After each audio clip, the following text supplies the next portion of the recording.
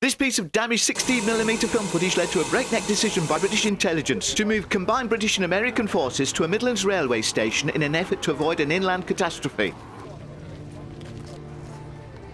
You won't recognise this woman or be familiar with her name, Eva Vladheim, yet this woman inadvertently caused a confrontation between the British and US allies that could have wrecked the entire war cooperation. In 1944, the British top brass sought to stop this woman from devastating all British intelligence efforts. Yet at the heart of their intervention, they set about creating a situation that led to a confrontation between the Allies and fell into a German trap of distraction. Recently released papers from the intelligence services reveal that Frau Vladheim was a German spy working in the Oxford Research Institute for Atomic Science. How did a German woman living in England get to work in such a potentially information-rich position? Eva Connick had married English diplomat Lord Vladheim and had been living in Britain for 7 years. She was well regarded on the debutante scene and was a good friend of Unity Mitford. In 1937, she became personal assistant to Jeremy Taylor, a scientist at the Oxford Research Institute for Atomic Science. On the 6th of June 1944 in Highsea, on the south coast of England, a retired intelligence officer from Bletchley, John Brindle, using his 16mm camera, was shocked to see he was filming German soldiers. He instantly contacted his ex-employers. They told him to continue filming but to take no action. So he continued to take covert film of both the soldiers and those commuters who got off the train. This all led to the discovery of the treachery of one of England's leading socialites. The film was immediately dispatched to British intelligence in Kelmsley, who soon spotted Frau Eva Vladheim, née Connick, without her husband. They immediately realised Vladheim was passing information to the Nazis. They needed immediate confirmation. They did this by capturing and interrogating German soldier Gustav Machel, who had a reputation for heroism. But when he was captured, he blabbed like a baby and revealed everything almost instantly.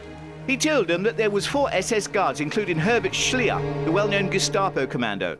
The Germans had taken over a small part of Highsea in Dorset. They had built a secret camp there. British intelligence had assumed that Vladheim had bought documents for the Germans describing details of the US and UK atom bomb development.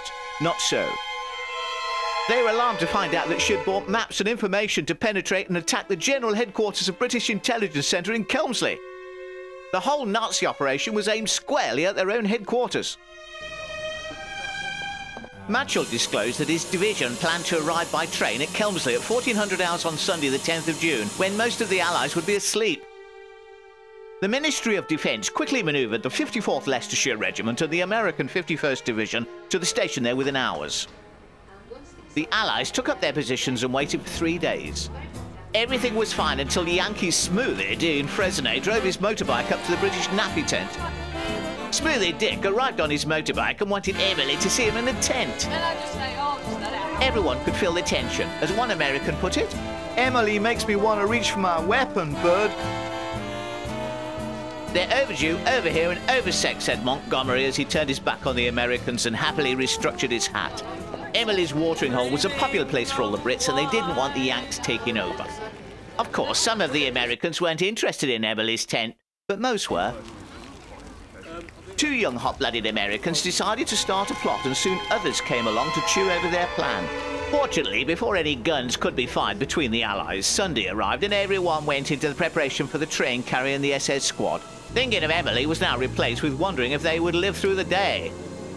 At 1400 hours they waited. But no one was on the train. Both Vladheim and the crack division had gone to ground. The Germans never came. After more torture, Machel revealed it had all been a dreadful trap.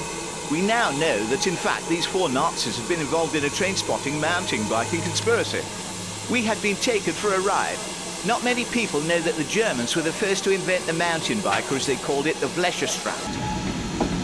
The Germans had in fact created a diversion. While all this had been going on at Kelmsley, the Germans had been mountain biking in Cannock Chase with no opposition whatsoever.